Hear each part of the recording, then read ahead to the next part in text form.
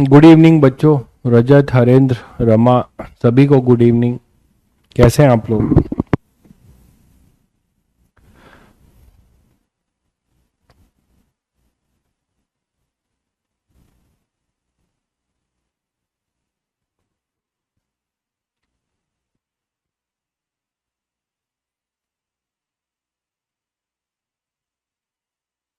चलिए, audio video clear है बच्चों? ऑडियो वीडियो क्लियर है?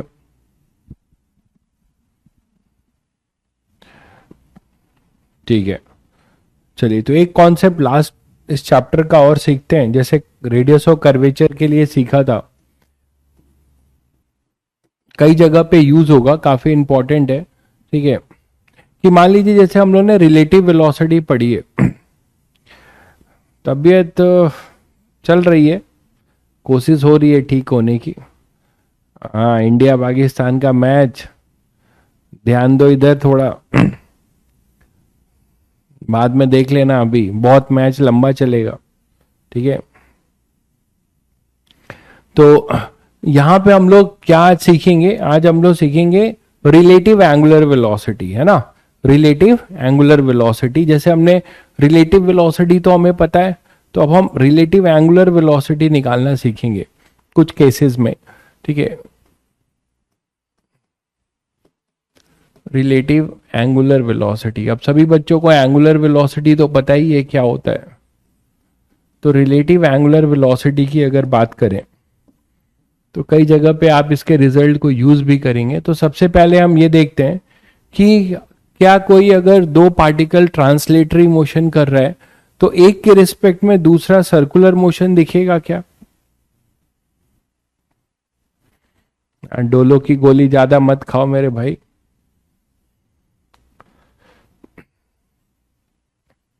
रमा, कोरोलिसिस फोर्स का क्वेश्चन अगर कभी आगे मैं करा दूंगा, आज तक तो आया नहीं है 25 साल के इतिहास में।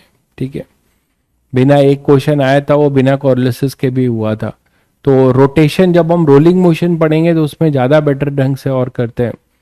तो आपको जो पढ़ाया जा रहा है, आई थिंक उतना भी आप कर लेंगे तो बहुत ज़्यादा है। ठीक है, और आप अननेसेसरी चीज़ों में ज़्यादा जाएंगे तो आपके ऊपर है। तो रिलेटिव एंगुलर वेलोसिटी की बात कर रहे हैं, तो पहला केस ले रहे हैं, angular velocity between two bodies. Angular, relative angular लिखना चाहिए क्योंकि हम एक का दूसरे के रिस्पेक्ट में, रिलेटिव एंगुलर वेलोसिटी, क्योंकि इतना ज्यादा कंटेंट है कि अगर आप, इतना ज़्यादा कंटेंट है कि अगर आप बेसिक जो आईटी एडवांस की चीज़ों को ही करें तो उसी में बहुत समय लगता है। तो अनाप शनाप करने का समय तो फिर है ही नहीं अभी। तो और आपका सर अलग भारी होगा। ठीक है, आपका सर अलग भारी होगा। तो relative angular velocity, relative angular velocity between two points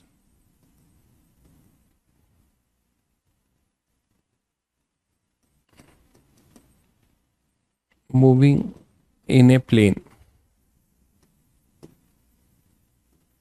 तो देखो, अगर दो पॉइंट जो है किसी प्लेन में मूव कर रहे हैं तो एक के ऊपर बैठ जाओगे तो दूसरे के रिस्पेक्ट में हमें कुछ ना कुछ एंगुलर वेलोसिटी मिल सकती है, नहीं भी मिल सकती है और मिल भी सकती है। ठीक है, कैसे? देखो, अगर मान लो बोला जाए कि आप यहां पे कोई भी दो पॉइंट है, मान लो यहाँ पे कोई पॉइंट है अपने पास P1, कोई भी हमारे पास पॉइंट है यहाँ पर P1, और यहाँ पे एक पॉइंट है P2।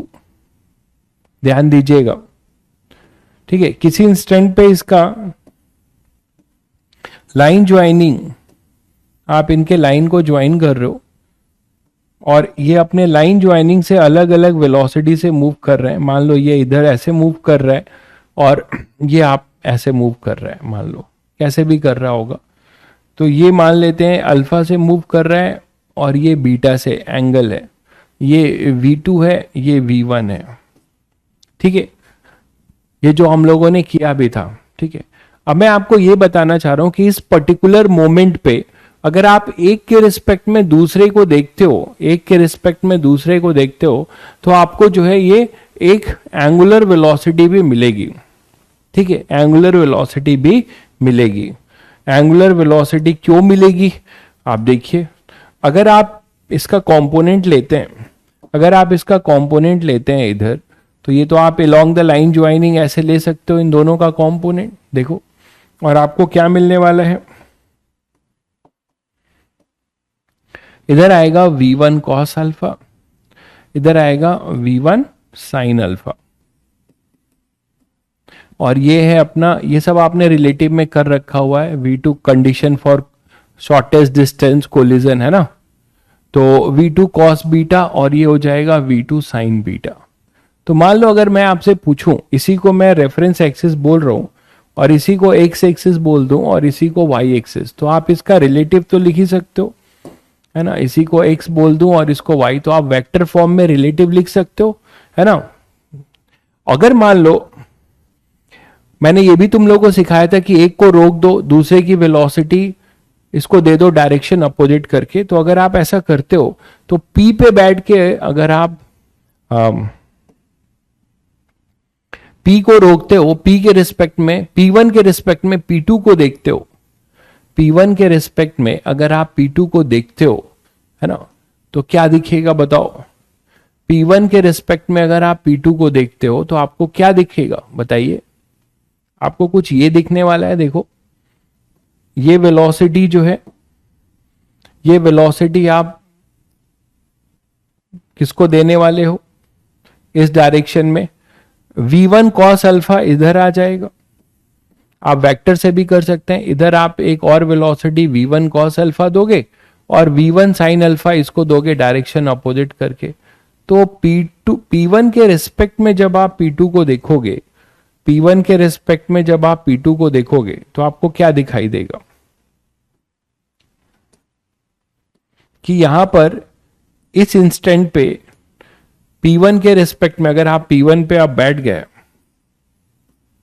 है ना, तो P1 के रिस्पेक्ट में P2 कैसा मूव करता हुआ दिखाई देगा कि इसके पास दो वेलोसिटी है, एक v2 sin बीटा और इधर है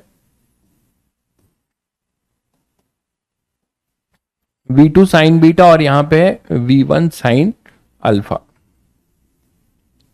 और ये दोनों ऐड हो रही हैं, कौन कौन सी, v2 cos बीटा और v1 cos अल्फा, ये v2 cos बीटा और ये अपना है v1 cos अल्फा, यही तो होगा। और इन दोनों के बीच का मान लो ये इस इंस्टेंट का जो सेपरेशन है ये d है, तो ये d हो जाएगा, d सेपरेशन।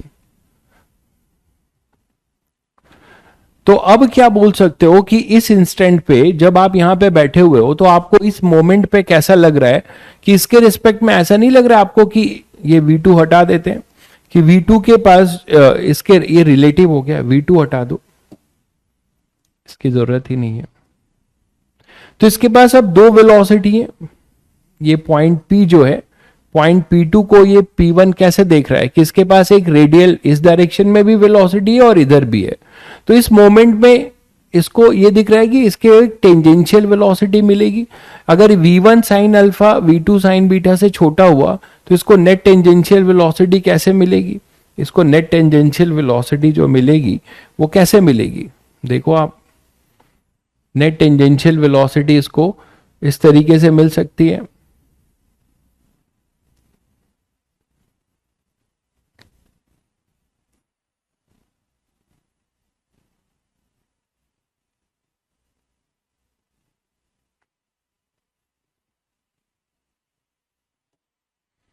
मान लिया v1 sin अल्फा जो v2 sin बीटा बड़ा है तो हम बोल सकते हैं कि इसका रिजल्टेंट इस तरफ जाएगा, ठीक है, और इसका रिजल्टेंट इधर जाएगा, तो इस पर नेट वेलोसिटी क्या मिला, v2 sin beta, v2 sin beta minus v1 sin alpha, v2 sin beta minus v1 sin alpha, ये बोल सकते हो। और तो इस इंस्टेंट पे आप ये बता सकते हो कि P1, इसको भूल जाओ आप, इस इंस्टेंट पे ये बता सकते हो कि P2 एक तरीके से सर्कुलर मोशन कर रहा है कितने रेडियस में, d में, और यहां पे एक angular velocity omega of P2 with respect to P1 कुछ लिखा जा सकता है। क्या लिखा जा सकता है? Omega of P2 with respect to P1 लिखा जा सकता है दिस वेलोसिटी। और ये कौन सी वेलोसिटी है? Velocity of P2 with respect to P1 का कौन सा कंपोनेंट है? Perpendicular to line joining. तो हम एक जनरल रिजल्ट लिख सकते हैं, velocity of P2 with respect to P1 का perpendicular to line joining upon में d इंस्टेंट पे जो सेपरेशन है। तो क्या अब हम लोग यहां से एक आइडिया ले पा रहे हैं कि कोई भी दो ट्रांसलेटरी पॉइंट क्या किसी इंस्टेंट पे हम एंगुलर वेलोसिटी भी लिख सकते हैं, है ना, किसी भी टाइम पे उसकी एंगुलर वेलोसिटी भी लिख सकते हैं कि angular velocity of P2 with respect to P1, आप क्या बोलोगे कि उस समय उनका जो लाइन ज्वाइनिंग है उसके परपेंडिकुलर जो उसकी रिलेटिव वेलोसिटी है उससे उस इंस्टेंट के डिस्टेंस को डिवाइड कर दोगे तो तुम्हें उसकी एंगुलर वेलोसिटी मिल जाएगी और ये कहलाएगी relative angular velocity of P2 with respect to P1। ठीक है, ये क्लियर है सभी बच्चों को? इसका मतलब दो पार्टिकल अगर ट्रांसलेटरी मोशन भी कर रहे हैं तो किसी इंस्टेंट पे, हाँ अब मान लो दोनों पैरेलल हो जाएं, हमें कोई भी परपेंडिकुलर कंपोनेंट ना मिले, तब एंगुलर वेलोसिटी नहीं होगी। ठीक है, तब एंगुलर वेलोसिटी नहीं होगी। अगर दोनों पैरेलल हैं, दोनों पैरेलल मूव कर रहे हैं, जैसे मान लो ऐसा हो जाए, तो ये कॉन्सेप्ट आप लोगों को क्लियर हुआ कि कोई भी दो बॉडी अगर ट्रांसलेट कर रही है तो एक के रिस्पेक्ट में हम दूसरे की एंगुलर वेलोसिटी लिखना चाहते हैं तो ये इंस्टेंटेनियस है। तो उस इंस्टेंट पे आप क्या करोगे, एक के रिस्पेक्ट में दूसरे की रिलेटिव लिखोगे, उसका एक component perpendicular to line joining होगा और एक अलोंग द लाइन ज्वाइनिंग होगा। जो perpendicular to the line joining होगा उसको आप जो है क्या करेंगे, इंस्टेंट जो डिस्टेंस है उससे आप उसको डिवाइड करेंगे V/R, तो वहां से हमें ओमेगा मिलेगा। फर्स्ट स्लाइड देखना है, देखो। ठीक है, तो यहां पे हमने क्या किया, ऐसा मैंने कंडीशन मान लिया है कि ये ग्रेटर है, तब ऐसा लिखा है ना। मान लेते हैं कि ये V2 साइन बीटा मैंने मान लिया जस्ट कि greater than V1 sine alpha है। अगर ऐसा हम मानेंगे तो नेट रिजल्टेंट ऊपर जाएगा। ठीक है, तो नेट रिजल्टेंट ऊपर जाएगा तो ये जो आपको दिख रहा है इसको हमने बोला P2 with respect to P1 का कौन सा component, perpendicular to line joining. ये वाला अलोंग द लाइन ज्वाइनिंग है, तो ये परपेंडिकुलर टू लाइन ज्वाइनिंग वाला जो कंपोनेंट है ये ओमेगा में कंट्रीब्यूट करेगा, ये एंगुलर वेलोसिटी के बारे में बताएगा। क्लियर है सभी को? हाँ, वो अलग बात है कि ये सर्कल D का नहीं होगा, इस वेलोसिटी से क्या होगा, ये पास भी आएगा। तो आगे की कहानी की बात नहीं कर रहे, हम किसी समय उस इंस्टेंट पे हम उसका स्नैपशॉट ले चुके हैं, तो इस समय ये स्नैपशॉट जो लिया है इस समय इसको इसका एंगुलर वेलोसिटी क्या दिखाई देगा उसका तरीका हमने सीखा। क्लियर है सभी बच्चों को? चलिए, तो अगर ये सर्कुलर मोशन की बात करें, एक क्वेश्चन कर लीजिए इसी पे आप लोग जरा, मान लीजिए एक वैल्यू वाइज क्वेश्चन ले लेते हैं प्रैक्टिस के लिए। मान लीजिए ये आपके पास है और ये ऐसे जा रहा है,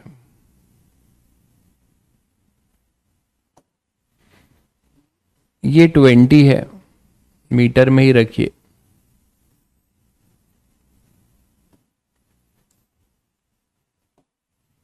ट्वेंटी मीटर रख लीजिए।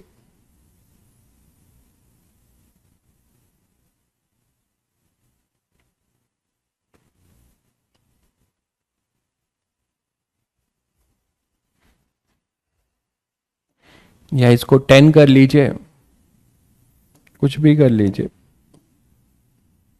तो इस किसी इंस्टेंट पे दो पार्टिकल मूव कर रहे हैं और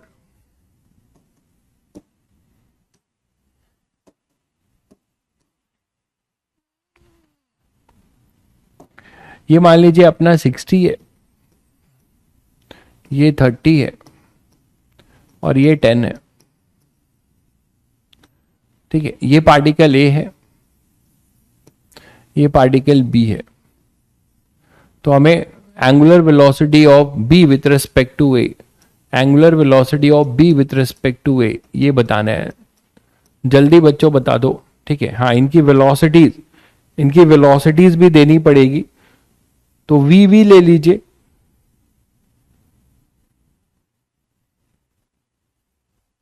v और √3v ले लीजिए, एक इसकी वेलोसिटी v ले लीजिए, इसकी √3v ले लीजिए, ठीक है। इसकी वेलोसिटी va को v ले लीजिए और इसको √3v ले लीजिए। जल्दी से बताइएगा, ऐसे क्वेश्चन आपको मिलेंगे जेई मेंस में भी। अरे अच्छी न्यूज सुनाओ यार उत्कर्ष भाई, विकेट गिर रहे हैं तो न्यूज सुना रहे हो, तो बुरी खबर है। चलो यहां फोकस करो, नहीं तो हमारे विकेट भी गिरेंगे। तो यहां पे ए और बी है, ये 30 और 60, √3v और v है, 10 मीटर है। तो आपसे बोला जा रहा है omega of B with respect to A या omega of A with respect to B, दोनों में से कोई भी आप निकाल सकते हो। फॉर्मूला मैंने कुछ बताया ही नहीं भाई, कि तो फॉर्मूला क्या लिख दूं? मैंने आपको फॉर्मूला कुछ बताया, मैंने अप्रोच बताया। मैंने कहा कि कभी भी आपको ऐसे क्वेश्चंस मिले तो क्या करने का है, पहले कंपोनेंट ले लो दोनों का, along the line joining and perpendicular, फिर रिलेटिव लिख लो। मैंने कोई फॉर्मूला नहीं बताया आपको, मैंने तो बस आपको अप्रोच बताया। तो यहां पे क्या करोगे, यहां पे कंपोनेंट लो, ठीक है। फिजिक्स में फॉर्मूला बाजी वाली पढ़ाई पढ़ोगे तो फिर मुश्किल है। मैंने क्या सिखाया तुम्हें कि यहां पे कंपोनेंट ले लो, तो कंपोनेंट लोगे तो क्या आएगा, यहां पे देखो, इसका आएगा v cos 30, ये आ जाएगा v sin 30। रिलेटिव निकालना तो आता है सभी बच्चों को, यहाँ पे इनका कंपोनेंट लेना, रिलेटिव निकालना, ये सब तो आता है सभी को। तो यहाँ पे क्या करोगे, v cos 30 मतलब ये √3v/2, ठीक, और ये हो जाएगा v/2। यहाँ पे आएगा √3v cos 30 cos 60, तो cos 60 मतलब ये हो जाएगा √3v/2, और ये हो जाएगा कितना, √3v sin 60, तो ये हो जाएगा √3v sin 60 होता है √3/2, तो फाइनली ये कितना आएगा 3v/2। बोलो, तो आपने परपेंडिकुलर ब्रेक कर दिया और आपने एलॉन्ग ब्रेक कर दिया। अब क्या है, हमें क्या करना है, इसका रिलेटिव निकालना है। तो रिलेटिव निकाल लो, velocity of A B with respect to A, velocity of B with respect to A क्या लिखोगे आप, बी वेक्टर से कर लो या इसको रोककर इसकी वेलोसिटी दे दो डायरेक्शन अपोजिट करके। और हमें किस वाले से मतलब है, केवल परपेंडिकुलर वाले से मतलब है। तो हमें ये √3v/2 इससे मतलब ही नहीं है, हमें परपेंडिकुलर वाले से मतलब है। तो परपेंडिकुलर वाले से मतलब है तो आप देख लो, velocity of B with respect to A जो आएगा बी और with respect to earth minus A with respect to earth. ये ऐसे आप लिखना चाहो तो वेक्टर भी लिख सकते हो। बी का क्या हो जाएगा, √3v/2 आई कैप, ठीक है, और प्लस 3v/2 जे कैप, ये बी का हो गया। माइनस ए का क्या हो जाएगा, √3v/2 आई कैप और प्लस v/2 जे कैप। समझ गए? तो ये कैंसिल हो गए, ए वाला तो 0 हो गया, और √3v/2 माइनस v/2, तो केवल कितना आ रहा है, v, ठीक है, केवल v आ रहा है, जे कैप। तो आपको क्या मिला, रिलेटिव ये मिला कि अगर आप ए पे बैठकर बी को देखते हो, इस मोमेंट पे ए पे बैठकर ना बी को देखते हो, तो बी के पास जो रिलेटिव वेलोसिटी आ रही है वो पूरी ऐसी आ रही है, velocity of B with respect to A का परपेंडिकुलर कंपोनेंट कितना आ रहा है, पूरा का पूरा v आ रहा है। पैरेलल कंपोनेंट यहां 0 है, लकली ऐसा हुआ है कि वो 0 है, ठीक है, लकली ऐसा हुआ है। बहुत बढ़िया भाई, अदिति, पूर्णिम, मलय, सभी ने आंसर बिल्कुल सही दिया है, बहुत बढ़िया। तो यहां पर अपने पास v B with respect to A perpendicular v हो जाएगा, और ये कंपोनेंट तुम्हारा 0 है। इस 0 का मतलब ये मत सोच लेना कि हमेशा 0 होगा, ये वैल्यू वाइज है ना। तो यहाँ पे 0 है, तो ये पूरी डिस्टेंस 10 मीटर की है। तो आपको क्या दिखेगा कि इस मोमेंट पे ऐसा लगेगा आपको कि ये टेंजेंशियल वेलोसिटी है और ये ओमेगा है, omega of B with respect to A, है ना, omega of B with respect to A, तो omega of B with respect to A क्या हो जाएगा, परपेंडिकुलर कंपोनेंट कितना v अपॉन में distance d, v equal to r omega लिखते हो ना, तो omega equal to v by r, वही चीज किया जा रहा है, वही चीज यहां पे किया जा रहा है। तो इसका आंसर हो जाएगा v बाई 10, तो इसका आंसर हो जाएगा v बाई 10। तो सभी बच्चे ये बात समझ पाए कि कभी भी दो पॉइंट अगर किसी सेम प्लेन में ट्रांसलेट कर रहे हैं तो किसी इंस्टेंट पे उनमें एंगुलर वेलोसिटी पूछा जा सकता है, एक का दूसरे के रिस्पेक्ट में। अगर b का a के रिस्पेक्ट में, a का b के रिस्पेक्ट में पूछा जाएगा तो उल्टा करोगे, है ना, a का b के रिस्पेक्ट में पूछा जाएगा तो वेलोसिटी ऑफ a निकालना विथ रिस्पेक्ट टू b, और उसका जो परपेंडिकुलर कंपोनेंट आएगा उससे इसको डिवाइड करना। तो इस तरीके के क्वेश्चंस अब आप कर सकते हो। अब इसी में मान लो दो पार्टिकल, ये तो मैंने जनरल बोला, ठीक है, नेगेटिव आएगा तो आने दो, कोई दिक्कत नहीं है, रोटेशन की बात होती है ना। ओमेगा है, ओमेगा मैंने आपको बताया है, अगर ओमेगा मान लो क्लॉकवाइज रोटेट कर रहा है ऐसे, इसका मतलब क्या हुआ, इसकी डायरेक्शन किधर होगी, इसका यूनिट वेक्टर क्या होगा, माइनस के कैप, है ना, इसका यूनिट वेक्टर क्या होगा, माइनस के कैप।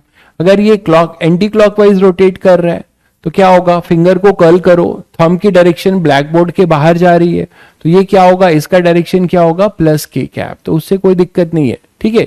तो वो माइनस या प्लस आने का ये मतलब है कि वो ब्लैक बोर्ड के, मतलब वो आपके प्लेन के परपेंडिकुलर है, इनवर्ड है कि आउटवर्ड है, उससे कोई दिक्कत नहीं है। अब एक केस लेते हैं, relative angular velocity,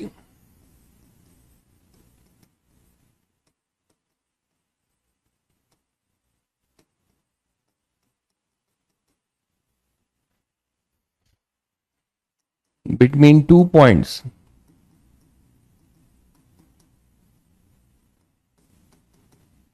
moving in a circle of radius r, ठीक है, with velocity v1 and v2।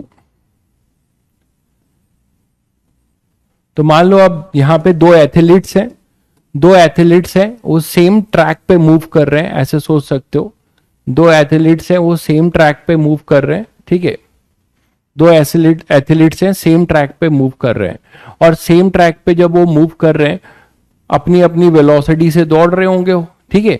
तो एक के रिस्पेक्ट में दूसरे की एंगुलर वेलोसिटी क्या दिखेगी, एक के रिस्पेक्ट में दूसरे को उसकी एंगुलर वेलोसिटी क्या दिखेगी, वो देखिए कैसे करेंगे क्वेश्चन। तो हमारा ट्रैक सेम है, सेम ट्रैक पे दो लोग मूव कर रहे हैं, उनकी वेलोसिटीज अलग अलग हैं, उनकी वेलोसिटीज जो है अलग अलग हैं। तो मान लो कहीं पे भी ले लो, मान लो यहां पे एक एथलीट था, कहीं यहां पे दूसरा था, ये मूव कर रहा है,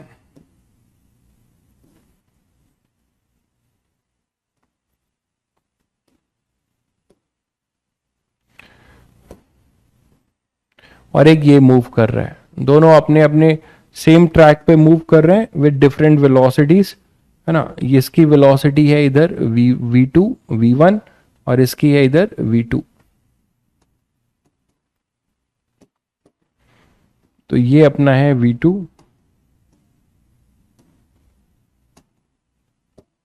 ये है v2, ये है v1, कांस्टेंट वेलोसिटी से, v1 v2 कांस्टेंट है ना, v1 v2 अपना कांस्टेंट है, तो v1 v2 कांस्टेंट है,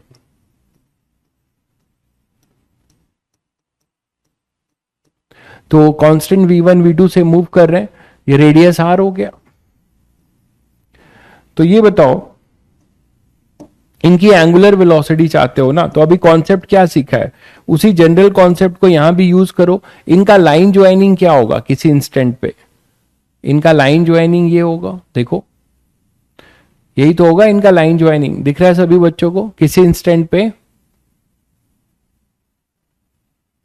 फ्रिक्शन में टाइम ऑफ एसेंट और टाइम ऑफ डिसेंट नहीं हुआ है। अरे ऐसे पढ़ाई पढ़ोगे मेरे भाई, ये कोई टॉपिक थोड़े है, टाइम ऑफ एसेंट में आप फ्रिक्शन नहीं निकाल सकते, फ्रिक्शन है और टाइम ऑफ एसेंट चढ़ने का नहीं निकाल सकते। कैसी बातें करते हो, इतने क्वेश्चंस करा दिए गए, आप टाइम ऑफ एसेंट और टाइम ऑफ डिसेंट नहीं निकाल सकते, ये कोई टॉपिक है? तो यहां पर अपने पास V1 और ये V2 है, ठीक है। तो किसी टाइम पे ये लाइन ज्वाइनिंग है, तो ये लाइन ज्वाइनिंग मैंने ये लिख दिया है। अब मान लो ये अपना R और R है, तो सभी बच्चों को पता है यहाँ पे ये परपेंडिकुलर बाइसेक्टर ही होगा।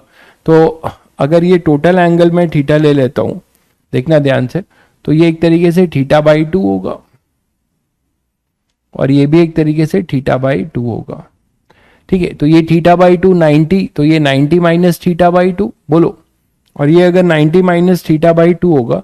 आपका मेन एम क्या है? आपका एम यही है ना कि आपको ये लॉन्ग द लाइन ज्वाइनिंग आपको रिलेटिव वेलोसिटी निकाल लेनी है, बोलो, यही तो है लाइन ज्वाइनिंग। मैं नेमिंग कर दे रहा हूं, ये सेंटर सी है, मान लो ये पॉइंट है ए और ये है बी, तो जो ए बी है, A B is our line joining, A B अपना लाइन ज्वाइनिंग है। तो अगर ए बी अपना लाइन ज्वाइनिंग है तो ये θ/2 है, ये 90 है, ये 90 माइनस θ/2 है, या θ/2 ये θ/2, तो ये कितना हो जाएगा? ये एंगल कितना हो जाएगा? 90 माइनस θ/2, बोलो। उसी तरीके से ये θ/2 है, ये θ/2 हो जाएगा, और ये जब θ/2 हो जाएगा तो ये भी θ/2 होगा, तो ये एंगल कितना हो जाएगा? 90 माइनस θ/2। एंगल जज कर पा रहे हो सब लोग? तो ये θ/2, तो ये भी θ/2, तो ये कितना हो जाएगा? 90 माइनस θ/2। ये सबको जज हो गया भाई, सभी बच्चों को एंगल जज हो गया भाई। ये θ/2 है, ये टेंजेंट है, ये नॉर्मल है, तो पूरा 90, ये θ/2 तो ये बचा हुआ 90 माइनस θ/2। ये क्लियर है क्या सभी बच्चों को? अब क्या करने वाले हो? आपको लॉजिक क्या बताया गया है? आपको लॉजिक क्या बताया गया था? आप इसका कंपोनेंट लोगे, है ना? बिल्कुल, इसका कंपोनेंट लोगे, एक अलोंग द लाइन ज्वाइनिंग और एक perpendicular to the line joining. तो अलोंग द लाइन ज्वाइनिंग और perpendicular to the line joining इसका कंपोनेंट ले लीजिए। क्या हो जाएगा? इस तरफ हो जाएगा हमारे पास v cos 90 minus θ/2 v sin θ/2, और इधर हो जाएगा अपने पास v cos θ/2, ठीक है। और यहां पे जब कंपोनेंट लोगे तो यहां पे भी आपके पास एक कंपोनेंट ऐसा आएगा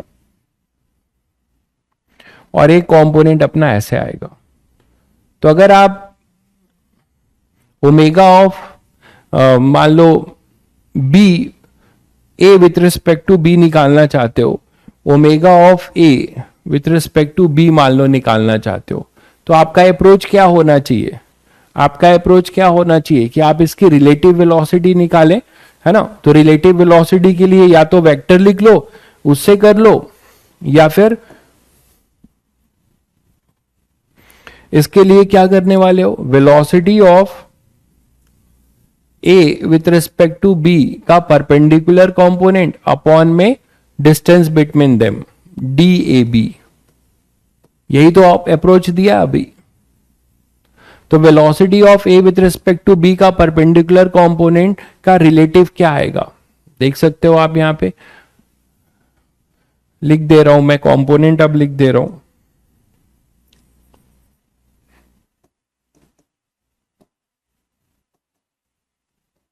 ये अपना था, ये अपना था V2, ठीक, और ये था अपना 90 माइनस θ/2। तो कंपोनेंट क्या आएगा? V2 sin θ/2। ये कंपोनेंट क्या आएगा? V2 cos θ/2, ठीक है।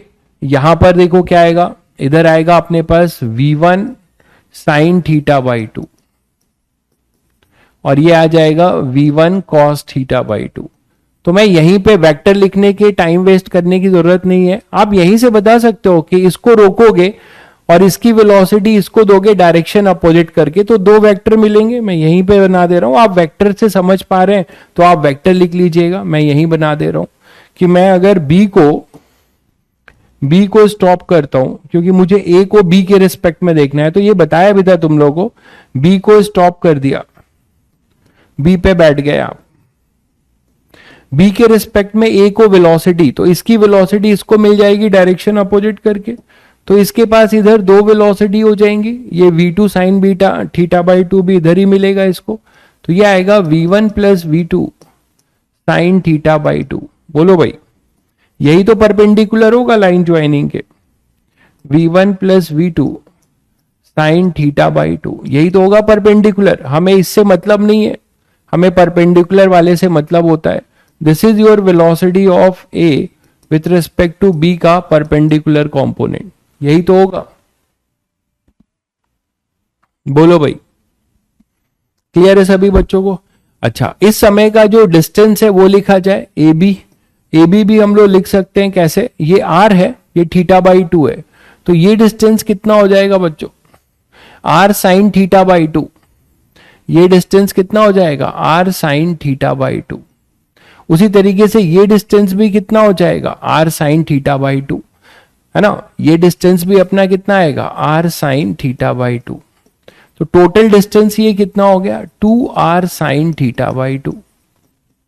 ठीक है, ये डी हो गया, ये हो गया डी। क्लियर है बच्चों?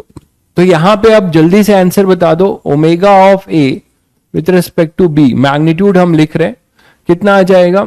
v1 plus v2 sine theta by 2 upon में d, तो 2r साइन थीटा बाई 2। ठीक है, 2r साइन थीटा बाई 2, तो साइन थीटा बाई 2 कैंसिल हुआ, तो omega of A with respect to B क्या आ रहा है? It is v1 plus v2 by 2r।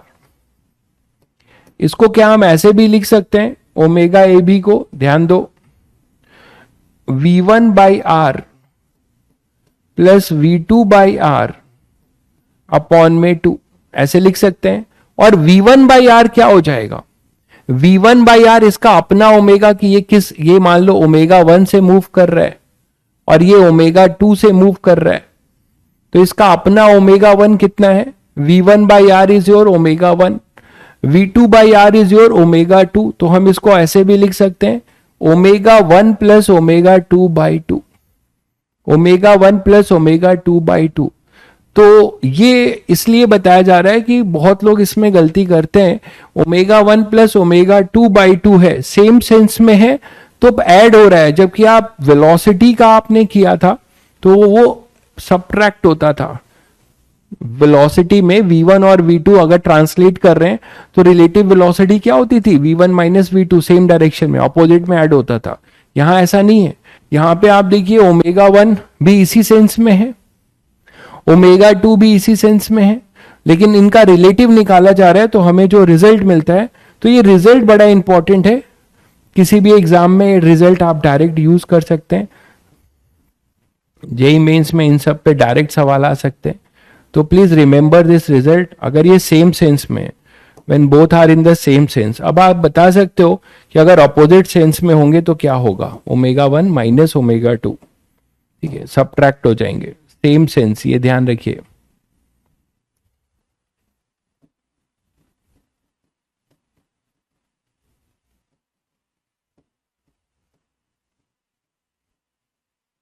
Rotating in same sense, ये सेम सेंस में रोटेट करेंगे तब आपके पास ये मिलेगा। ठीक है, तो अगर सेम सेंस में करेंगे तो ओमेगा 1 प्लस ओमेगा 2 बाई 2 हो जाएगा, और अगर ऑपोजिट में होंगे तो माइनस करेंगे आप। ठीक है, क्लियर है बच्चों? तो ये आपने निकाला। हाँ, इसमें हमने वेलोसिटीज दोनों की अलग अलग थी, बट हमने क्या किया, सेम एथलीट्स एक ही ट्रैक पे मूव कर रहे थे, एथलीट्स एक ही पे मूव कर रहे थे। अगर ऑपोजिट में होगा तो माइनस कर दीजिएगा, ठीक है, ऑपोजिट में होगा तो माइनस कर दीजिएगा। इसी में एक अच्छा कंडीशन और बन सकता है कि मान लीजिए दोनों कंसेंट्रिक सर्कल में मूव कर रहे हो, एथलीट्स जो है दोनों कंसेंट्रिक सर्कल में मूव कर रहे हो, देखिएगा ध्यान से।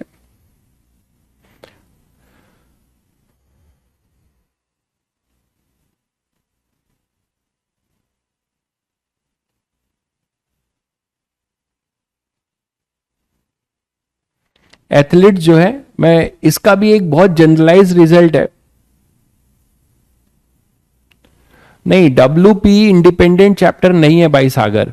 WP जो है 3 चैप्टर का यूज आएगा, ठीक है, जिसमें फोर्स, आपको फ्री बॉडी डायग्राम बनाना और आपको जो है सब कुछ आना चाहिए, फंडामेंटल्स तो आना चाहिए मैकेनिक्स का, ठीक है, क्लियर है। तो यहां पर ये तीनों चैप्टर, सर्कुलर मोशन, उसके बाद से फ्रिक्शन और आपका न्यूटन्स लॉ, इन तीनों का यूज होगा WP में खूब ज्यादा। इंडिपेंडेंट कोई नहीं है, मैकेनिक्स पूरा इंटर रिलेटेड है, यही दिक्कत है, मैकेनिक्स रिलेटेड है सभी एक दूसरे से। तो मैं आपसे ये कह रहा हूं कि यहां पर ये V1 और V2 से मूव कर रहे हैं, हम चाहते हैं कि हम इनके बीच की एंगुलर वेलोसिटी निकालें, लेकिन एक पर्टिकुलर टाइम में, जनरल नहीं। जनरल में आपको होमवर्क दूंगा, जो लोग हिम्मती हैं वो जनरलाइज रिजल्ट भी ड्रॉ कर सकते हैं। एक पर्टिकुलर के लिए मैं क्या कर रहा हूं कि उस समय हम कर रहे हैं जब ये दोनों जो है relative angular velocity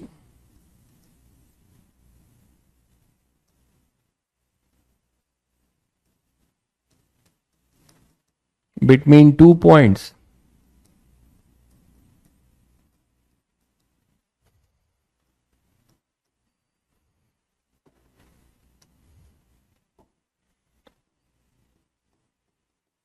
moving in a concentric circle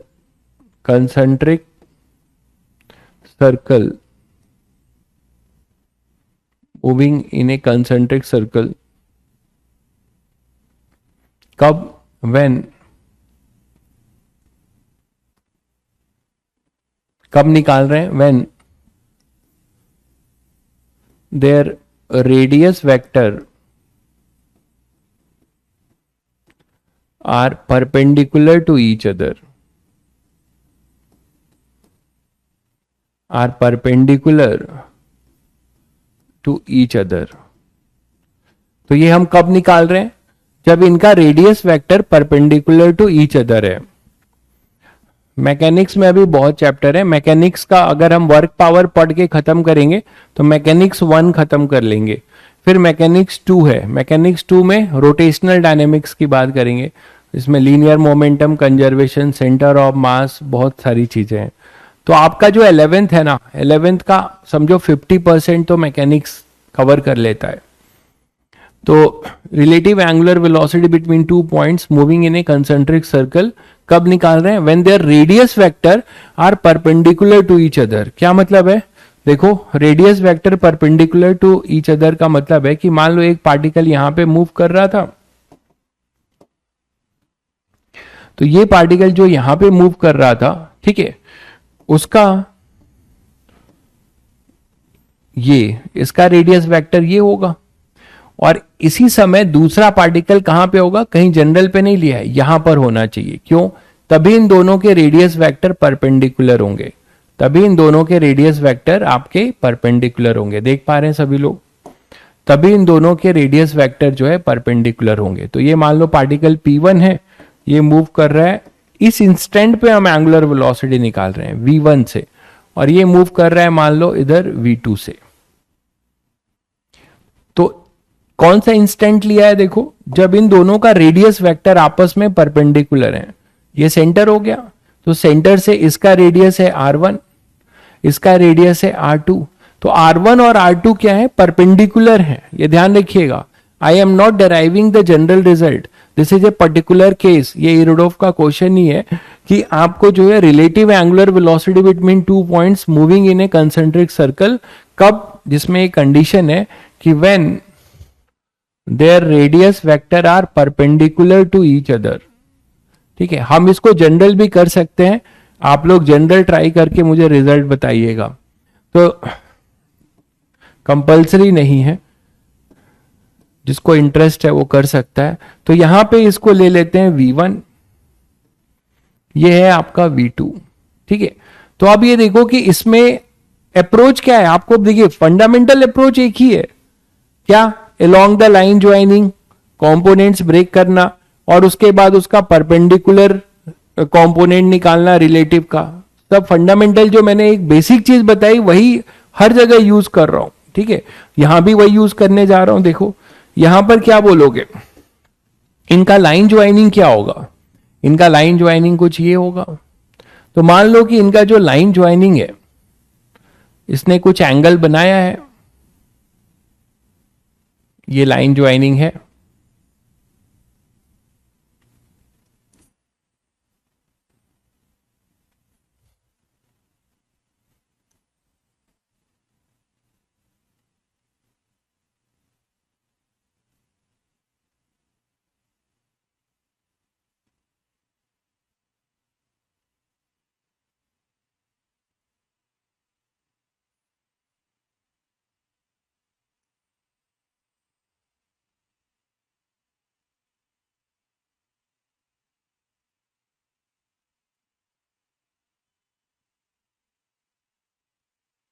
तो ये मान लो इसका लाइन ज्वाइनिंग है इस मोमेंट पे, है ना, this is our line joining.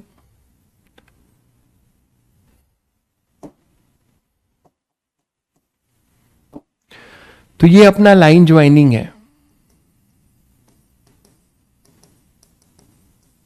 ठीक है, ये लाइन ज्वाइनिंग है। तो इस लाइन ज्वाइनिंग पे देखो ध्यान से, अगर मान लेते हैं कि इसका एंगल यहां पे कुछ थीटा है, इस लाइन ज्वाइनिंग ने जो एंगल बनाया है ये मान लो थीटा एंगल बना रहा है। ठीक है, ये एंगल अपना थीटा है। इस वेलोसिटी को थोड़ा सीधा करें। अच्छा, ये जरूरी नहीं है, ये भी ध्यान रखना कि जरूरी नहीं है कि ये हॉरिजेंटल ही होगा। ठीक है, ये जरूरी नहीं है कि हॉरिजेंटल है, यहां पे ऐसा लिया गया है।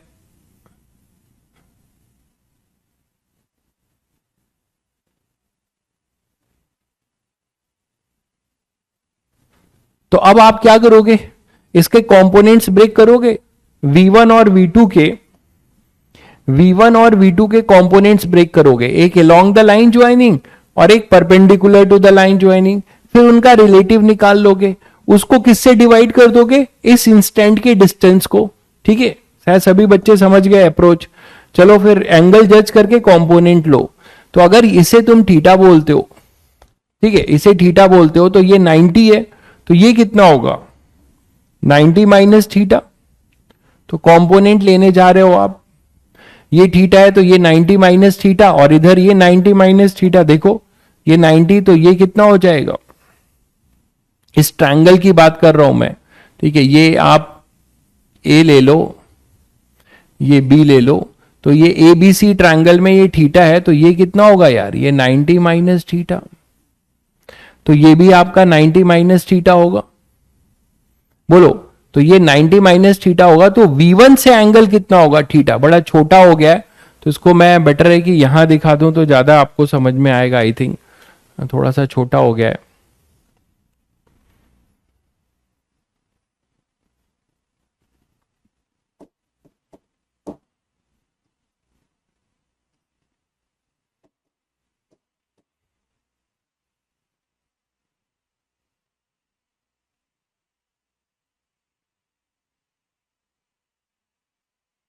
ठीक है, तो ये अपना है V1।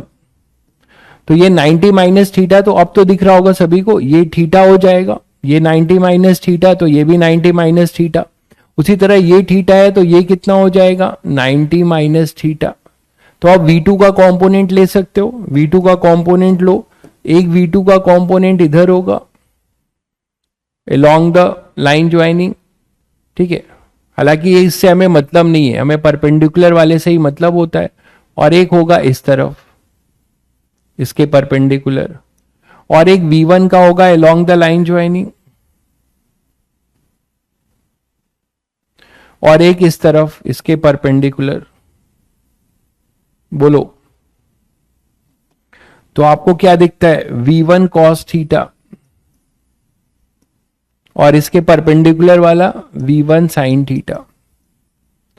यहां पे V2 sin थीटा, और ये हो जाएगा v2 cos थीटा। दिख रहा है बच्चों? तो आपको अब क्या मिल रहा है, आपको यहां पे along द लाइन ज्वाइनिंग, यही था लाइन ज्वाइनिंग, तो ये लाइन ज्वाइनिंग है। इस लाइन ज्वाइनिंग में रिलेटिव क्या हो जाएगा, एक को रोक दो, जैसे आप मान लो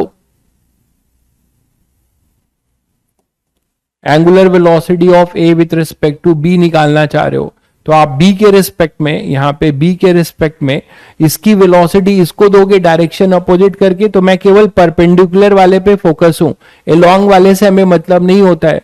तो परपेंडिकुलर वाली ये वाली वेलोसिटी इसको मिल जाएगी डायरेक्शन अपोजिट करके, तो नेट परपेंडिकुलर कंपोनेंट ऐसा मिलेगा भाई, बताओ कितना मिलेगा?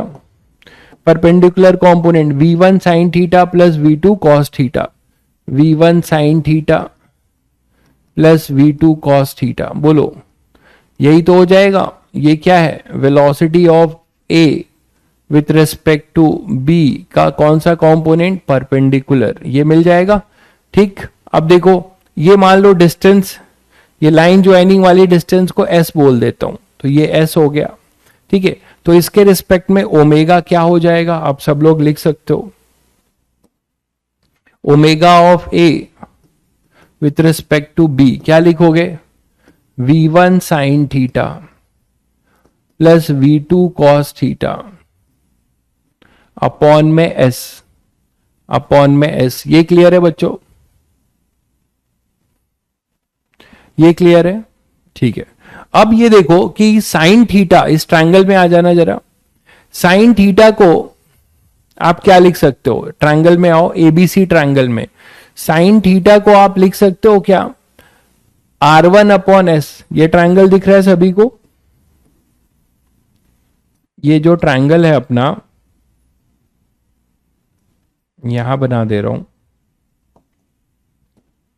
ये थीटा है, ये 90 माइनस थीटा है, ये एस है, ये ए है, ये बी है और ये सी है, ये R1 है और ये अपना R2 है। तो मैं आपसे ये कह रहा हूं कि साइन थीटा में क्या लिखूं, साइन थीटा को opposite upon hypotenuse R1 upon S लिख सकता हूं भाई। इसी तरह से कॉस थीटा को क्या लिख सकता हूं, कॉस थीटा को लिख सकता हूं R2 अपॉन एस। बोलो, तो इसको जरा यहां पुट करो, तो omega a with respect to B क्या मिलेगा हमारे पास, v1 साइन थीटा को मैंने लिख दिया R1 upon S plus v2 cos theta को लिख दिया R2 अपॉन एस अपॉन में ये s। बोलो, तो यहां से ये क्या बनेगा, v1 R1 plus v2 R2 upon S square. बोलो,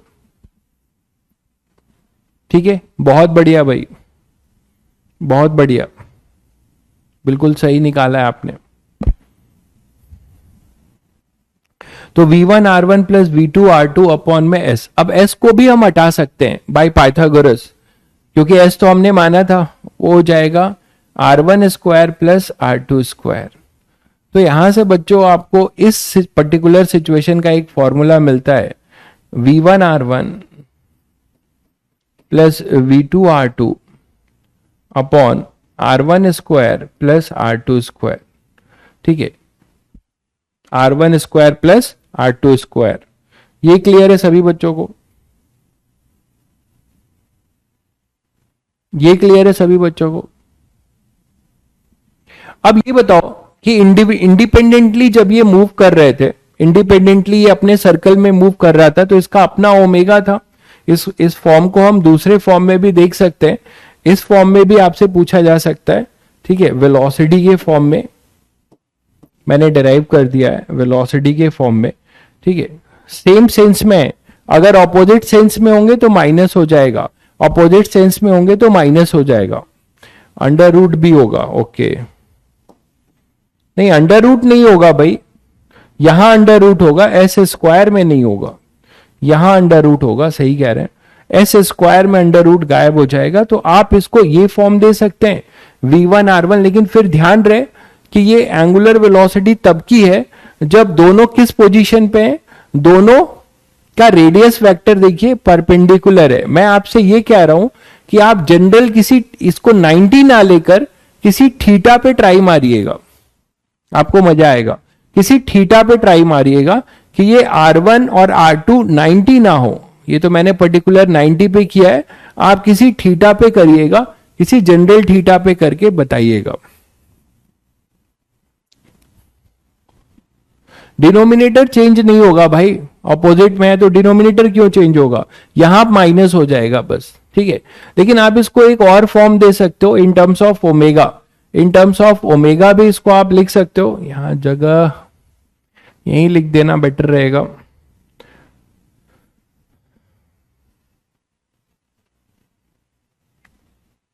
तो ओमेगा के फॉर्म में भी ये लिखा जा सकता है। ओमेगा के फॉर्म में आप इसे क्या लिख सकते हो, ओमेगा के फॉर्म में इसे आप क्या लिख सकते हो, इसी एक्सप्रेशन को बताओ।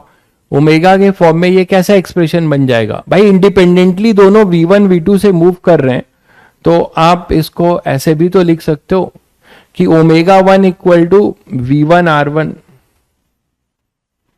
Omega 1 equal to V1 R1 ये लिख सकते हो, और omega 2 is equal to V2 R2। तो ये जो आपका एक्सप्रेशन है ये ओमेगा के फॉर्म में, इंडिपेंडेंट ओमेगा के फॉर्म में भी क्या हो सकता है, लिखा जा सकता है।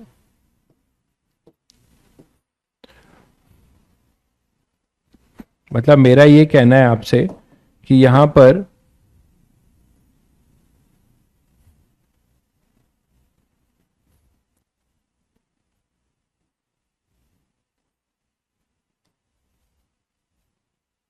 केवल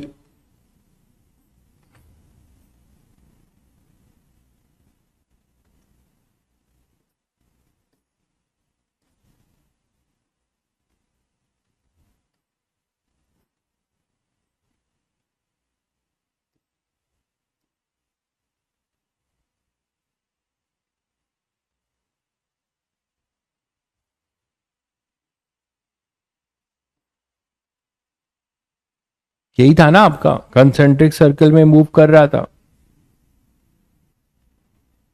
ठीक है।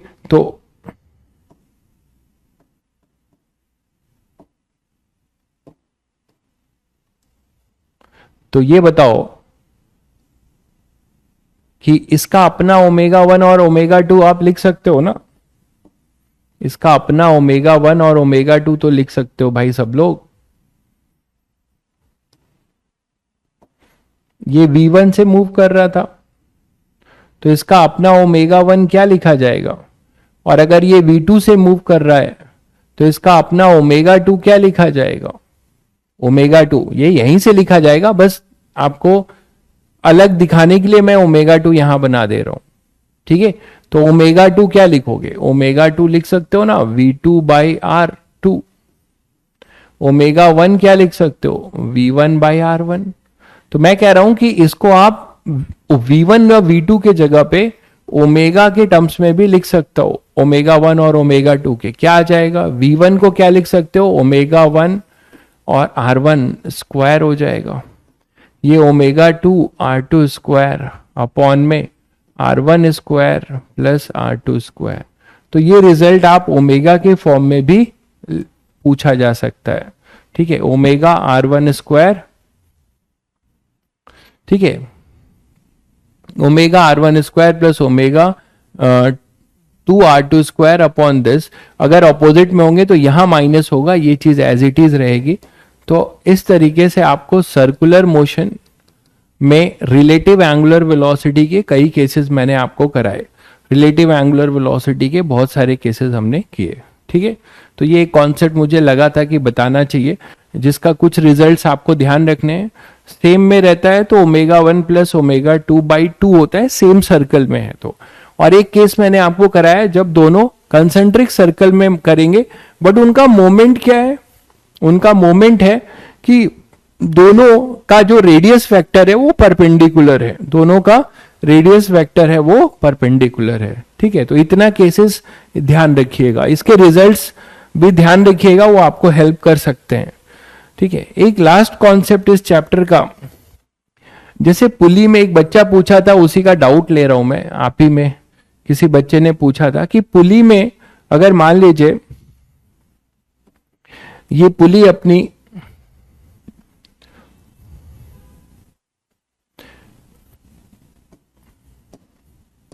में फ्रिक्शन हो जाए, एक बच्चे ने पूछा था पुली में अपने फ्रिक्शन हो जाए, ठीक है, कि पुली का जो अपना फ्रिक्शन है, कि पुली में अपना जो है अगर फ्रिक्शन आ जाए तो कैसे करेंगे हैंडल, उसमें टेंशन क्या होगा, ठीक है।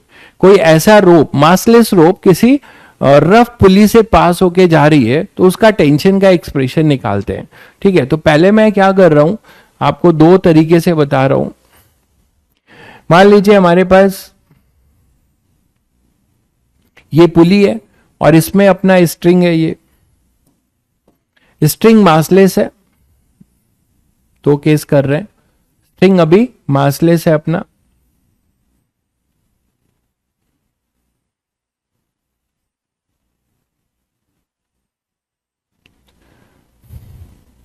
वो मासलेस स्ट्रिंग इस पुली से पास होकर जा रहा है।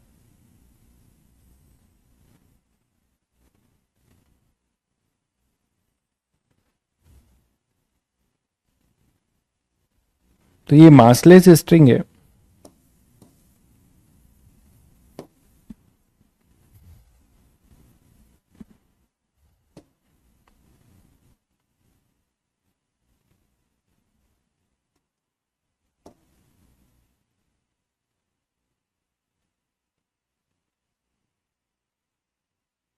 तो ये मासलेस स्ट्रिंग देखो ध्यान से, ये इस पुली से ऐसे पास होता हुआ जा रहा है,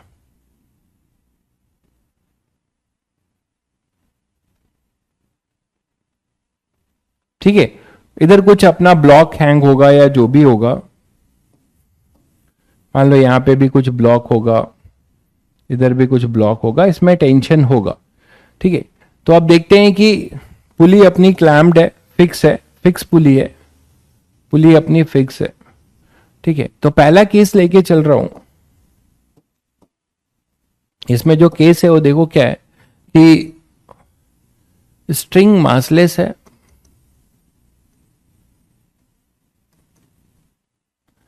एंड पुली इज फ्रिक्शनलेस। पहला ये लेके चल रहे हैं, स्ट्रिंग तो मासलेस है ही बट पुली भी फ्रिक्शनलेस है, तो हमें इसमें टेंशन की बात कर रहे हैं।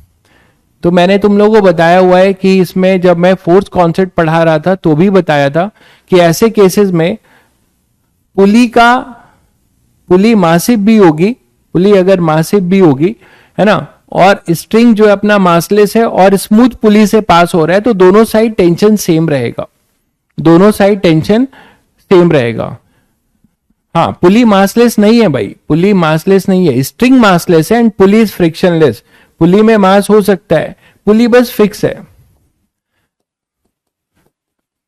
फिक्स पुली है, ठीक है, और इसमें मास भी है, ये फिक्स पुली है, इसमें मास है, ये मासलेस नहीं है। तो अब टेंशन क्या होगा, तो सभी बच्चे जानते हैं टेंशन इसमें सेम होगा जैसे बता रहे हैं, but what about the normal reaction, उसकी भी बात करते हैं। तो मैं क्या कर रहा हूं आपको समझाने के लिए, पहले प्रूव करते हैं कि टेंशन इसमें सेम होगा। कैसे, मान लीजिए मैं यहां पे गया, यहां से किसी थीटा पे गया और थीटा से जाके एक डी थीटा का मैंने छोटा सा डिफरेंशियल एलिमेंट कट किया, एक थीटा पे जाके और एक डी थीटा का मैंने एक डिफरेंशियल एलिमेंट कट किया, ये इस तरीके से है। मान लो डी थीटा बहुत स्मॉल होगा, किसी थीटा पे आप गए और ये डी थीटा का एक डिफरेंशियल एलिमेंट कट किया, इतना, जिसका लेंथ है ये इतना पार्ट डीएल, ठीक है। तो अगर मैं इसकी फ्री बॉडी डायग्राम बनाना चाहूं, इसका मैं फ्री बॉडी डायग्राम बनाना चाहूं तो कैसे बना रहा हूं, इसको बड़ा करके बना रहा हूं, देखिएगा, ठीक है। इसका फ्री बॉडी डायग्राम में अगर बनाना चाहूं तो कैसे बनाऊंगा, ये एक आर्क है, ऐसे बना सकता हूं, ये आर्क है ना, ये जो आर्क है ये कितना एंगल सबटेंड कर रहा है अपने सेंटर पे, अपने सेंटर पे कितना एंगल सबटेंड कर रहा है, तो डी थीटा, और ये परपेंडिकुलर होगा उसका, ठीक है। है ना, इसका परपेंडिकुलर जो होगा तो ये कितना आ जाएगा डी थीटा बाई 2, और ये हो जाएगा डी थीटा बाई 2। टेंशन हमने मान लिया कि इसमें जो टेंशन है इस तरफ टी है, और थोड़ा सा हम और इधर आ गए तो इस तरफ tension T plus d T है, ऐसा मैंने माना। टेंशन मैंने माना कि चेंज हो रहा है, तो ये अपने पास है टी,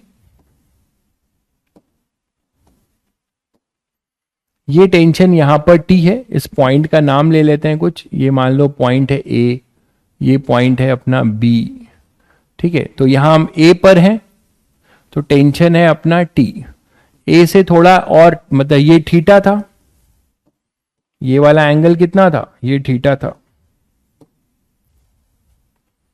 थीटा पे हम गए और ये टोटल डी थीटा था, तो इसका परपेंडिकुलर, इस चीज को मैंने ऐसे दिखाया है आपको दिखाने के लिए।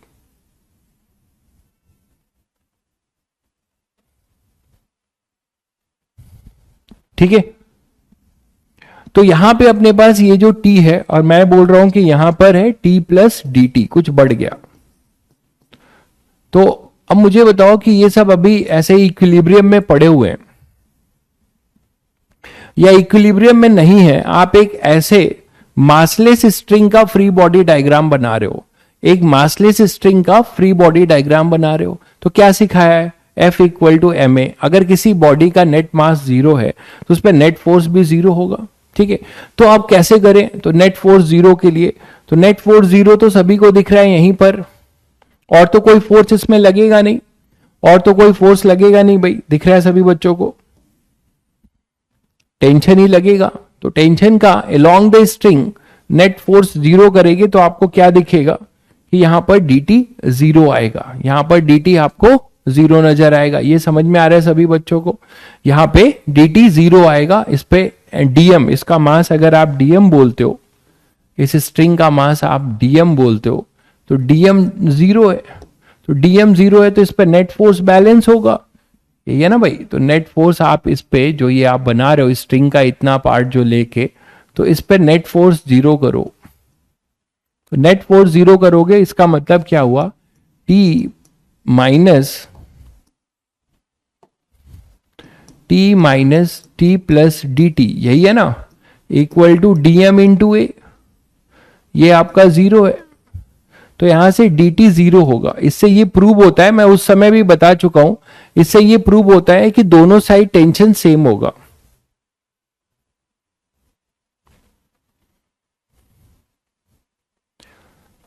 अरे क्वेश्चन क्यों नहीं जा रहा है भाई, चैट इतना, यहां इतना चैट कहाँ ही होता है, सब पढ़ ही रहे हैं बेचारे, आप अपना चैट भेजिए मिलेगा। तो यहां पे dt जो है 0 होगा, यहां पे dt जो है 0 होगा। तो आपको समझ में आया कि अगर कोई मासिव स्ट्रिंग भी है, वो पास होती है किसी स्मूथ पुली से, ठीक है, ये बताया मैंने। हालांकि मेरा यहां ये पर्पस नहीं है, मैं जो बैकग्राउंड तैयार कर रहा हूं वो रफ के लिए तैयार कर रहा हूं। अब मुझे ये बता दो, चलो नॉर्मल रिएक्शन, ये तो आपको आता है, नॉर्मल रिएक्शन की बात करते हैं।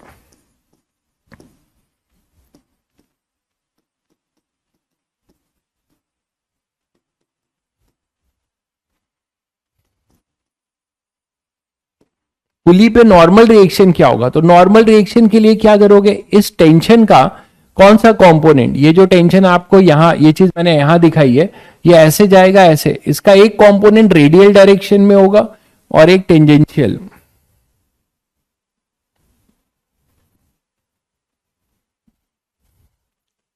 ठीक है। तो नॉर्मल रिएक्शन जो होगा वो कितना होगा, तो टेंशन का जो ये कंपोनेंट है, एक कंपोनेंट तो आपको कैंसिल आउट होता हुआ दिख रहा है, तो ये सभी बच्चों को पता चल गया कि dt यहां पर 0 होगा, ये तो सबको क्लियर हो गया, तो dt यहां पर 0 होगा, ठीक है। तो dt 0 होगा, ये हम प्रूव कर चुके हैं।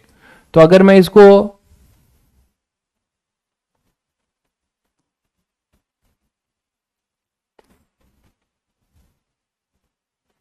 dt को 0 लेके बनाओ, अब dt अपना 0 है, इधर भी t है, तो नॉर्मल रिएक्शन की बात करते हैं। तो एक नॉर्मल रिएक्शन अपना क्या होगा, रेडियल डायरेक्शन में होगा और एक टेंजेंशियल डायरेक्शन में, ठीक है। मतलब एक ये dt है, ये इधर dt है, तो एक सेंटर की तरफ और एक इस तरफ, ये बोल सकते हैं।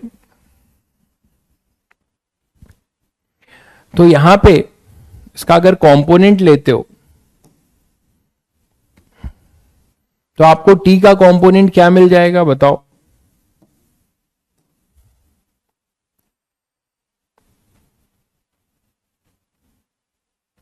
मतलब एक वर्टिकल डायरेक्शन में और एक हॉरिजेंटल डायरेक्शन में, इसकी बात कर रहा हूं। एक वर्टिकल, देखो नॉर्मल रिएक्शन क्या होगा, कांटेक्ट सरफेस के इस तरफ, तो नॉर्मल रिएक्शन पूरा जो होगा उसका रिजल्टेंट, इसका अगर कंपोनेंट लो तो आपको ज्यादा समझ में आएगा। टेंशन यहां पे नॉर्मल रिएक्शन क्रिएट कर रहा होगा, ये डी थीटा बाई टू है, तो ये भी डी थीटा बाई टू होगा, और ये अपना हो जाएगा 90 minus D theta by to, ये तो दिख रहा है सभी बच्चों को, 90 minus D theta by two, और यहां पे फिर से ये डी थीटा बाई टू, तो आप किसी से भी कर सकते हो, ये 90 minus D theta by to होगा, ये अपना डी थीटा बाई टू होगा, ठीक है, ये 90 होगा, और फिर से ये डी थीटा बाई टू होगा। तो अगर आप टी से देखते हो इसका कंपोनेंट, तो यहां पे आएगा टी कॉस थीटा, और इधर आ जाएगा टी साइन थीटा। ठीक इसी तरीके से यहां पे भी अगर कंपोनेंट लेते हो तो इसका कंपोनेंट इधर और इधर, तो ये वाले तो कैंसिल हो जाएंगे, ये दोनों जो मिल रहे हैं, जो इस पे पुली पे रिएक्शन लगा रहे हैं, वो क्या मिल रहा है हमें, T sign,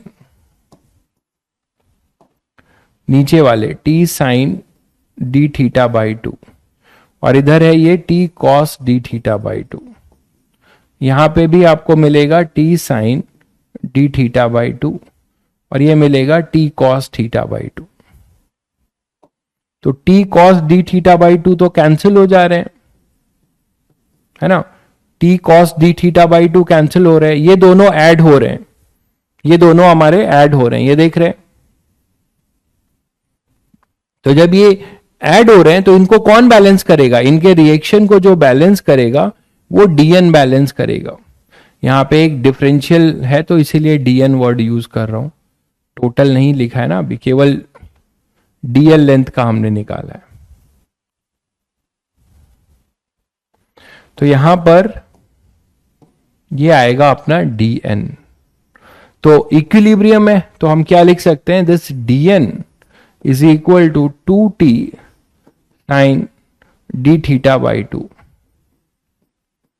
2t sine d theta by two, ठीक है। और ये बहुत स्मॉल है, तो आपको बताया भी था एक बार कि theta is very small,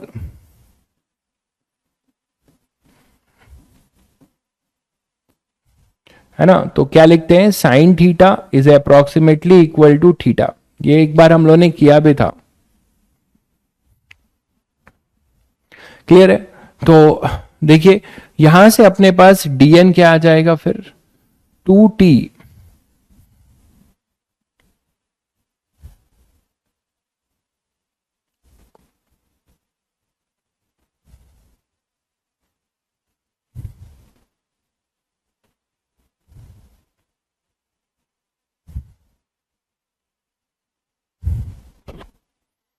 to t d theta by to,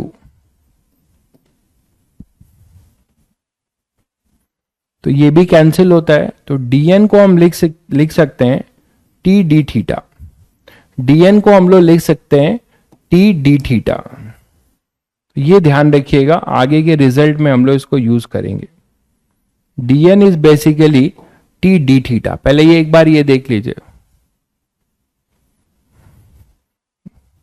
हरा दिया तुमने इंडिया को बैठे बैठे क्लास करते करते ही, ऐसा ना करो।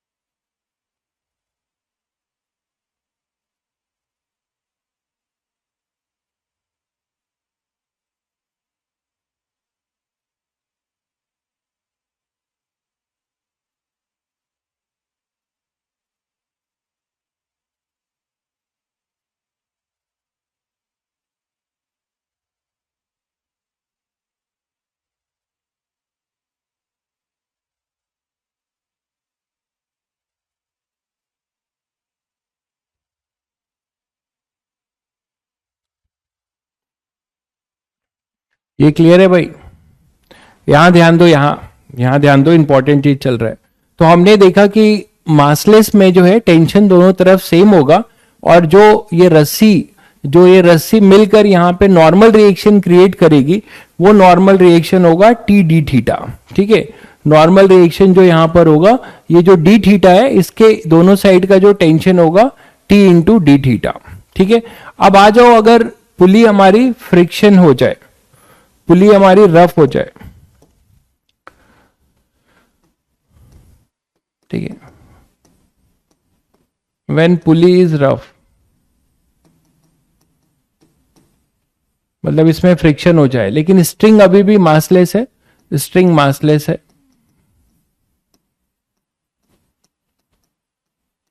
स्ट्रिंग मासलेस है। तो देखिएगा,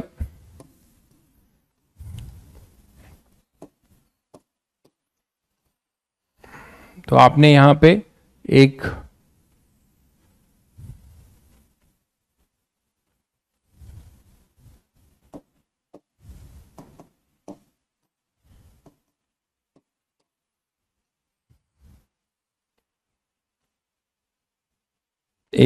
रफ पुली पे एक स्ट्रिंग को पास कराया है, स्ट्रिंग मासलेस ही है, और यहां दो ब्लॉक्स वही कनेक्टेड हैं।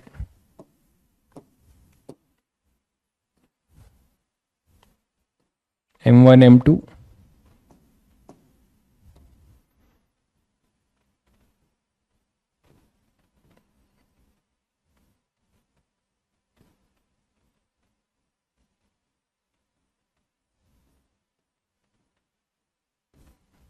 और ये स्ट्रिंग जो है, अब फ्रिक्शन है इसमें, ध्यान दीजिएगा,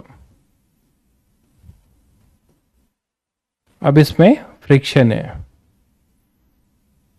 ठीक है, अब हमें इसमें क्या करना है, टेंशन निकालना है। तो ऐसे केसेस में टेंशन दोनों तरफ सेम नहीं होगा, टेंशन दोनों साइड सेम नहीं होगा।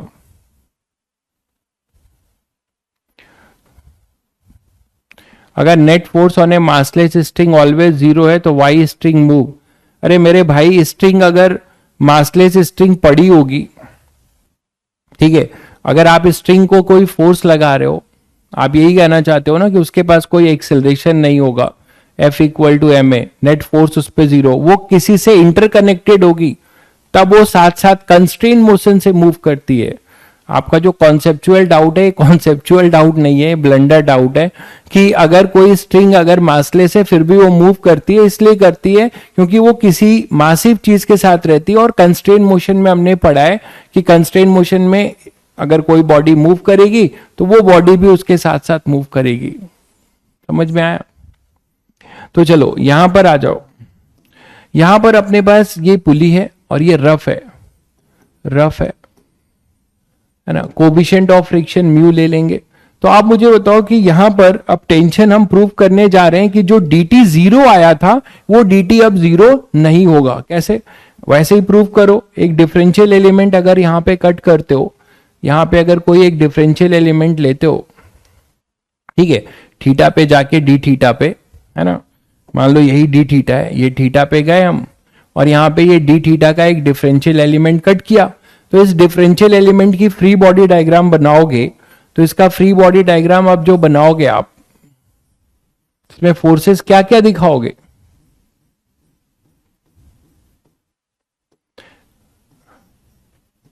यहां पे फोर्सेस आप क्या दिखाओगे? अभी भी स्ट्रिंग मासलेस है, ये ध्यान रखिएगा, अभी भी स्ट्रिंग मासलेस है, लेकिन फिर भी यहां पे टेंशन T दिखाओगे, यहां टेंशन दिखाओगे T प्लस dt, और एक फोर्स यहां पे दिखाओगे इसी डायरेक्शन में, फ्रिक्शन का, टेंजेंशियल डायरेक्शन में, वो कितना होगा? dFk। एक फ्रिक्शन फोर्स दिखाओगे, एक T प्लस dt दिखाओगे, और यहां पे एक T दिखाओगे। बोलो, यही तो होगा।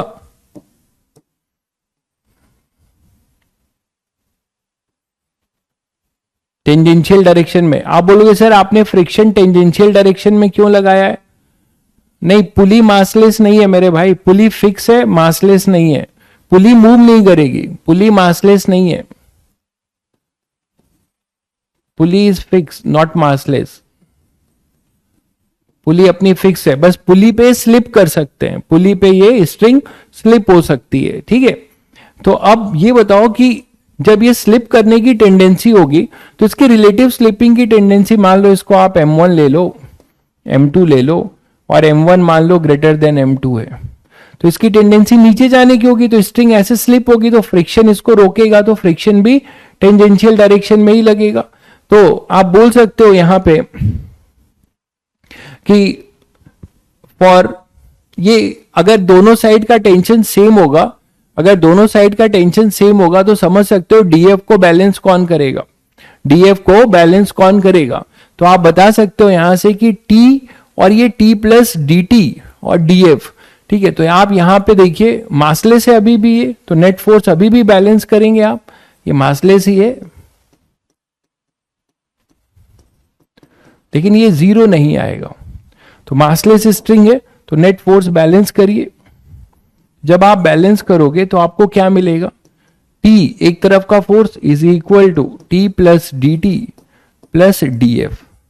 तो आपको क्या मिला, फ्रिक्शन की वैल्यू किसके बराबर होगी, minus d f is equal to d t, मतलब अपोजिट डायरेक्शन में होंगे, d t is equal to minus d f. ये दिखता है बच्चों, d t is equal to minus d f, इसका मतलब जिस डायरेक्शन में नेट टेंशन होगा उसके अपोजिट डायरेक्शन में फ्रिक्शन होगा। और इस केस में एक मासलेस स्ट्रिंग किसी रफ पुली से पास होगी तो उस पर टेंशन दोनों साइड अलग अलग आएगा, दिख रहा है आप लोगों को, यहां पे टेंशन टी था तो यहां पे dt की वैल्यू आ रही है, ठीक है, वो फ्रिक्शन के बराबर है। अच्छा अभी आपने पढ़ा, मान लीजिए कोफिशिएंट ऑफ फ्रिक्शन इसमें म्यू है, तो व्हाट अबाउट dn, अभी आपने पढ़ा ना dn, मान लो जस्ट स्लीपिंग होने वाली है, ये ध्यान दीजिएगा ये किस कंडीशन पे मैं निकाल रहा हूं, जस्ट स्लीपिंग होने वाली है, तो हम इसकी मैक्सिमम वैल्यू ले रहे हैं, ये जस्ट हम मान रहे हैं फॉर स्ट्रिंग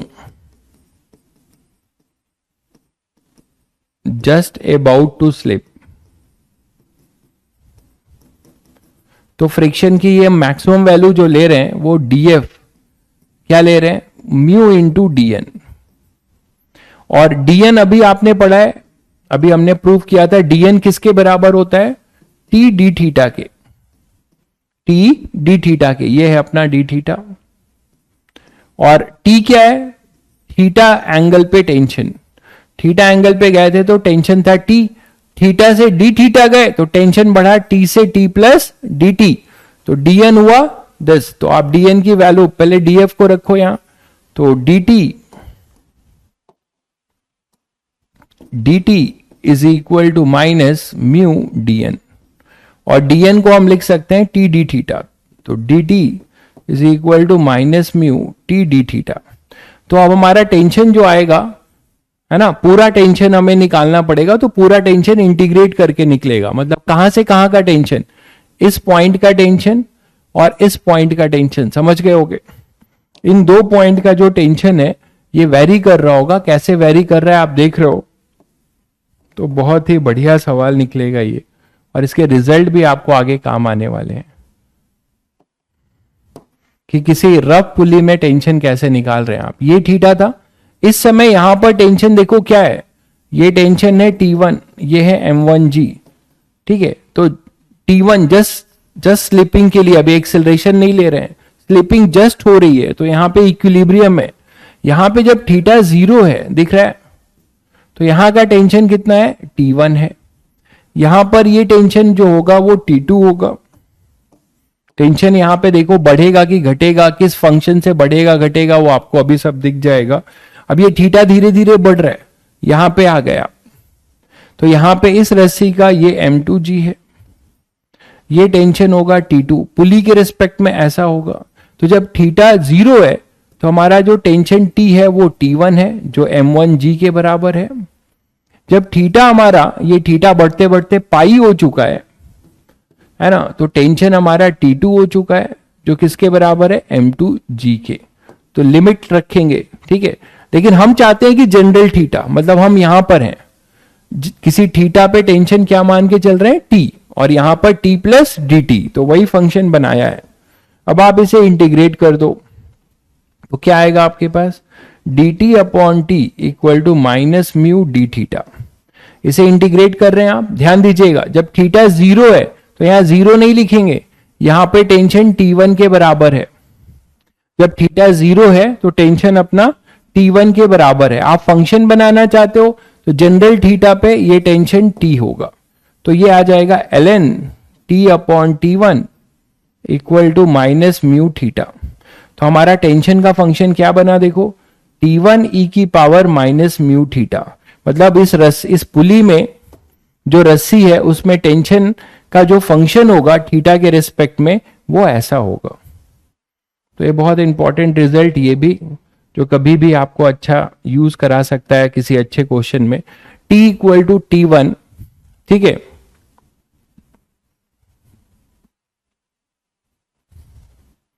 नहीं भाई, dn हमेशा सेम होगा, dn का टेंशन से कोई लेना, आप जो बोल रहे हो dn, आप क्या बोल रहे हो, dn तब का था जब दोनों साइड टेंशन इक्वल होगा।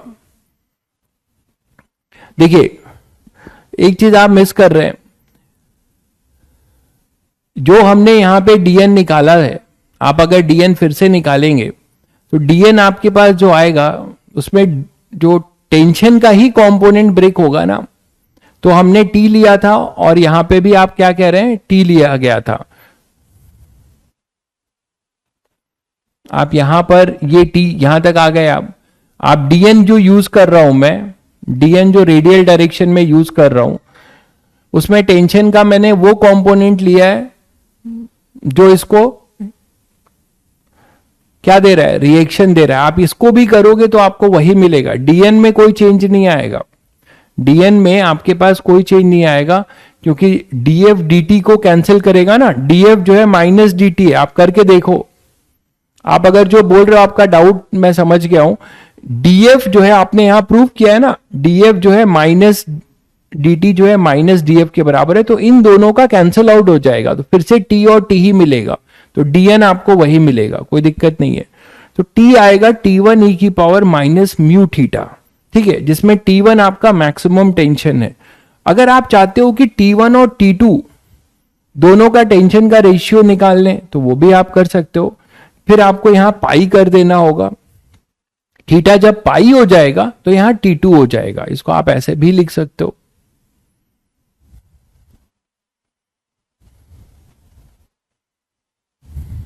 ठीक है। आप पाई के फॉर्म में, मतलब T2 T1 में रेशियो चाहते हो, ये तो मैंने जनरल बता दिया आपको, आप यहीं से कर लो ना। फिर ये T है, T2 क्या हो जाएगा,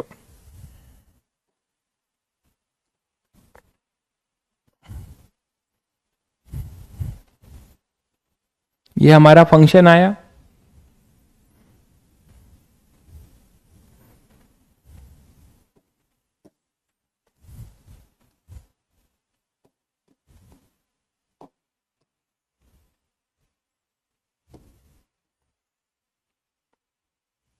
ठीक है, आप चाहते हो T2 भी निकालें तो T2 निकाल लो, चाहे यहां से निकाल लो चाहे इंटीग्रेट करके, तो जनरल है। T2 क्या बोलोगे, T2 हो जाएगा T1 e की पावर माइनस म्यू, यहां थीटा की जगह पाई हो जाएगा, है ना। When theta is equal to pi then T become T2, यही तो होगा। तो T2 ये आ जाएगा, समझ गए। तो T2 ये होगा और T1 ये होगा। अच्छा, T1 T2 जस्ट स्लिपिंग के केस में आप बोल सकते हो T2 अभी एक्सेलरेटेड मोशन नहीं हो रहा है, जस्ट ये स्लिप करने वाले हैं, अभी इक्विलिब्रियम में है, जस्ट ये स्लिप करने वाले हैं। तो T2 हो जाएगा M2G और T1 हो जाएगा M1G, ठीक है। अच्छा, एक चीज और देखो कि अगर मैं बोलूं कि M1G मैक्सिमम है, T1 M1 जो है ग्रेटर देन M2 है, तो सभी बच्चे बताएंगे क्या कि यहां पर ये मैक्सिमम टेंशन होगा, फिर धीरे धीरे धीरे धीरे ये टेंशन जो है घट रहा है, एक्सपोनेंशियली घट रहा है, और यहां पे आके मिन हो रहा है। तो हम कुछ ऐसा बोल सकते हैं क्या कि this min is equal to max upon this, या इसको आप उल्टा भी कर सकते हो, T1 is equal to T2 e की पावर म्यू पाई। और ये T1 एक तरीके से हमारे अकॉर्डिंग ये T मैक्स है एक तरीके से, और ये अपना T मिन है पाई पे e की पावर म्यू पाई। तो आप मैक्सिमम और मिनिमम का रेशियो भी बता सकते हो। टी मैक्स अपॉन टी मिन, ये अपने पास आएगा ई की पावर म्यू पाई। और T max upon T min क्या है, m two g, m one g upon m two g, तो m one upon m two. ठीक है, तो यहां से आप mu pi is equal to l n, हो सकता है आपसे म्यू पूछ ले, m one upon m two, तो आप यहां से म्यू भी बता सकते हो। म्यू हो जाएगा one upon pi l n m one upon m two. Coefficient of friction अगर आपसे पूछ सकता है तो आप उसको भी इस तरीके से निकाल सकते हो। ठीक है, तो ये क्लियर है बच्चों। तो इस तरीके से आप जो है ये कर सकते हो। आपको एक होमवर्क दे देता हूं इसी पे, आप करके लाइएगा। बस फॉर्मूले का एप्लीकेशन इसी फॉर्मूले से सोचिएगा, इतना हिंट दे रहा हूं। एक सिलेंडर है हमारे पास,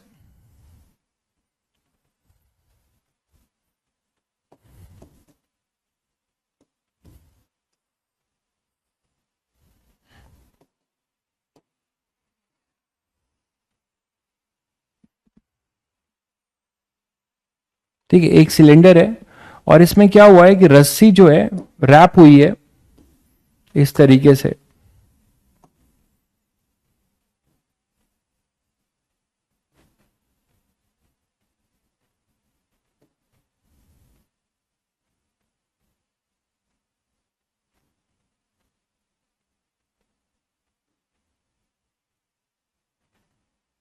दो बार घूमी है रस्सी, ठीक है।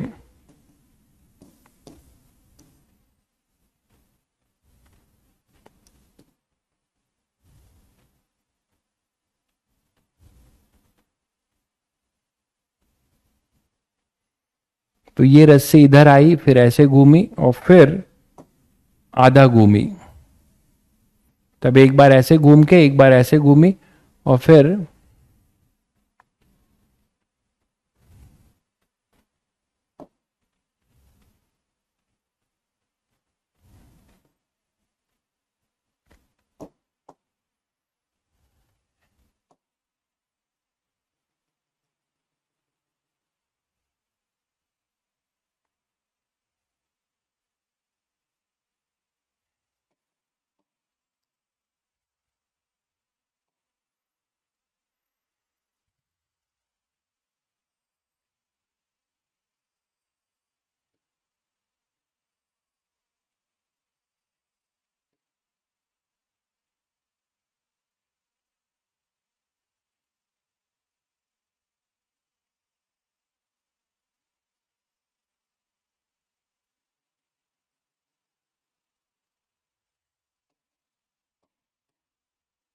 और यहां पे एक ब्लॉक है,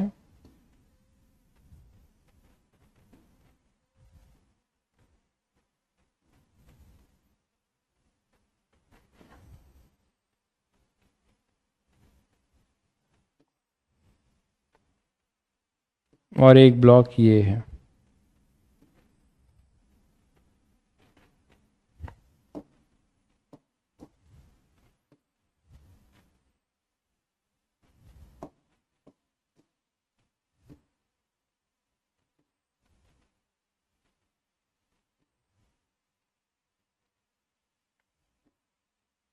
ठीक है, तो ये दो ब्लॉक्स हैं और मैं आपको फिर समझा दे रहा हूं, अभी डायग्राम बन जाए।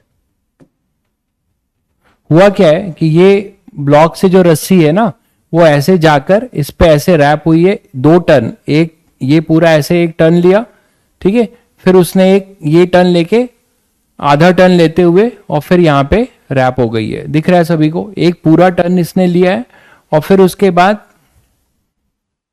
एक आधा टन लेकर इस पे रैप हुई है।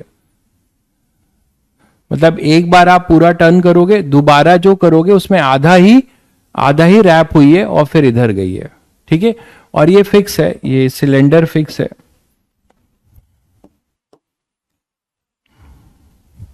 ठीक है, अब इसमें जो भी आपने अभी फॉर्मूला पढ़ा उस फॉर्मूले के अकॉर्डिंग थोड़ा सा सोचिएगा, आपको रेशियो पूछा जा सकता है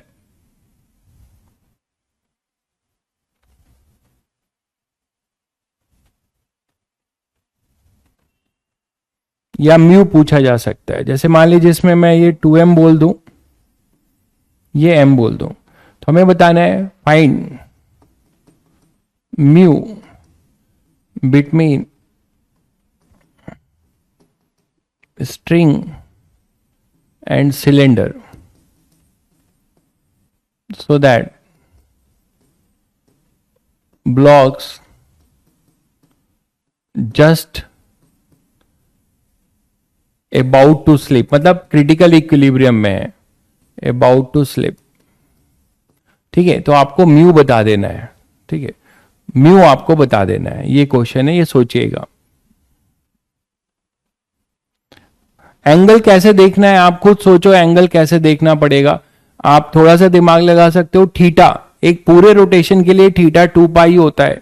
एक पूरे रोटेशन के लिए अभी अभी आपने किया, ये पूरा ऐसे रैप हो जाएगा। अभी आप कर रहे थे ना, 0 से पाई के लिए किया था, पूरे के लिए अगर घूम जाएगा तो कितना हो जाएगा, थीटा 2 पाई। ठीक है, तो एक में पूरा ये घूमा है ऐसे करके 2 पाई 4 पाई और एक आधा पाई। तो एंगल तो मैंने बता ही दिया, बचा ही क्या फिर। तो वहां से सोचिएगा, ठीक है, और करने की कोशिश करिएगा। तो ये जो फॉर्मूला हमने पढ़ा है ना, कौन सा, ये वाला formula, T max is equal to T min e की पावर म्यू थीटा। तो इसी फॉर्मूले का यूज है, इसी फॉर्मूले का यूज है। इसको यूज करके आप आसानी से बना सकते हो इतना बड़ा क्वेश्चन। ठीक है, चलिए फिर मिलते हैं फिर बच्चों। आपका सर्कुलर मोशन खत्म होता है, ट्यूसडे को मिलेंगे तो वर्क पावर एनर्जी के साथ मिलेंगे, मतलब एनर्जी के साथ तो मिलेंगे ही, वो तो रोज मिलते हैं हम लोग। चैप्टर के साथ मिलेंगे, वर्क पावर एनर्जी के साथ मिलेंगे। ठीक है, this is a very crucial chapter, please miss मत करिएगा, क्योंकि ये सब पार्ट आगे बहुत काम आएगा। जैसे फ्री बॉडी डायग्राम, कंपोनेंट लेना, ये फंडामेंटल्स देख रहे हैं कितना काम आ रहा है। उसी तरीके से ये जो भी आपने पढ़ा है, हाँ एक बात बोलूंगा कि प्लीज आप लोग जो भी आपने पढ़ा है अभी, फोर्स कॉन्सेप्ट, फ्रिक्शन और सर्कुलर, इसको ध्यान रखिएगा, क्योंकि हम इन सब का यूज करेंगे, है ना, फ्रिक्वेंटली यूज करेंगे वर्क पावर एनर्जी वाले चैप्टर में। तो this is our a very good, मतलब एक बहुत एग्जॉस्टिव चैप्टर है और ये बहुत जगह पे यूज होगा। चाहे आप 12th क्लास में होंगे तो भी वर्क पावर एनर्जी कहीं भी लग सकती है, तो उसको अच्छे से पढ़ेंगे। ठीक है, चलिए फिर मिलते हैं ट्यूसडे को। आप लोग अपनी पढ़ाई करते रहिए। मैं फिर सभी बच्चों को बोल रहा हूँ, धीरे धीरे कोर्स बढ़ रहा है, तो अब आप लोग के पास जो है थोड़ा समय का कंस्ट्रेंट भी रहेगा। आप लोग किसी भी तरीके से जो चैप्टर्स होते जा रहे हैं, PYQs, है ना, जो बच्चा जिस लेवल पे जाना चाहता है, एटलीस्ट सभी बच्चे कम से कम नीट, ये जेई मेंस तो क्वालिफाई करना ही चाहते हैं ना NIT के लिए। तो बेयर मिनिमम मैं बोल रहा हूँ, बेयर मिनिमम काम यही है कि जो चैप्टर्स होते जा रहे हैं, चैप्टर वाइज जेई मेंस के PYQs भी करिए, चैप्टर वाइज जेई मेंस के PYQs भी साथ साथ में करिए, आपको कॉन्फिडेंस होगा।